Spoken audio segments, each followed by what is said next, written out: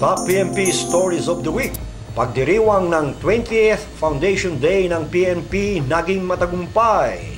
Pinangunahan ni PNP Chief Police Director General Raul Bacalso at ni DILG Secretary at NAPOLCOM Chairman Jesse Robredo bilang guest of honor and speaker sa 20th PNP Foundation Day na ginanap dito sa Camp Crame nitong nakaraang January 31, 2011. Dumalo din si dating PC Chief at Pangulong Fidel V. Ramos kasama iba pang opisyal ng AFP at kasabay din nito ang inaugurasyon ng Integrated Ballistic Identification System o IBIS ng PNP Crime Laboratory upang lalong mapabilis ang investigasyon at matukoy kung sino man ang nagmamay-ari ng baril na ginamit sa isang krimen.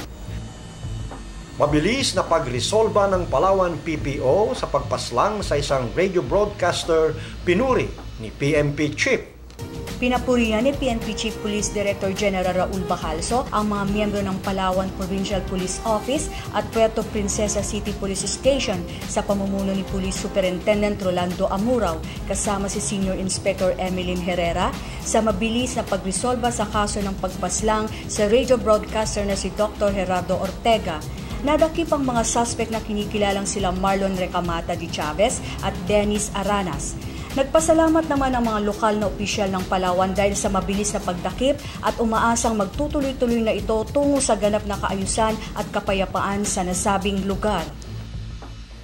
PNP naglunsad ng training course para sa ating kapulisan. Itong nakaraang February 3, 2011, dinaluhan ni PNP Chief Police Director General Raul Bacalso ang opening ceremony ng Specialized Unit Interoperability na ginanap sa Santo Domingo, Santa Rosa, Laguna. Ang nasabing training ay may layunin na mas mapaigting ang kahandaan ng ating kapulisan sa panahon ng sakuna at kalamidad, lalo na ngayong laganap ang nangyayaring mga krimen sa bansa. Number 1 most wanted ng Laguna, nahuli sa Nueva Ecija. Makaraan ang 12 taong pagtatago ng suspect na si Darwin Anoyo sa kasong murder na pasakamay na ng pulis ang number 1 most wanted ng Laguna noong February 1, 2011 sa Muñoz, Nueva Ecija. Ito ay sa pangunguna ni Police Superintendent Jonathan Cabal ng Muñoz Police Station. Si Anoyo ay may kasong pagpatay sa kanyang hipag taong 1998. Ito po ang Top PNP Stories of the Week.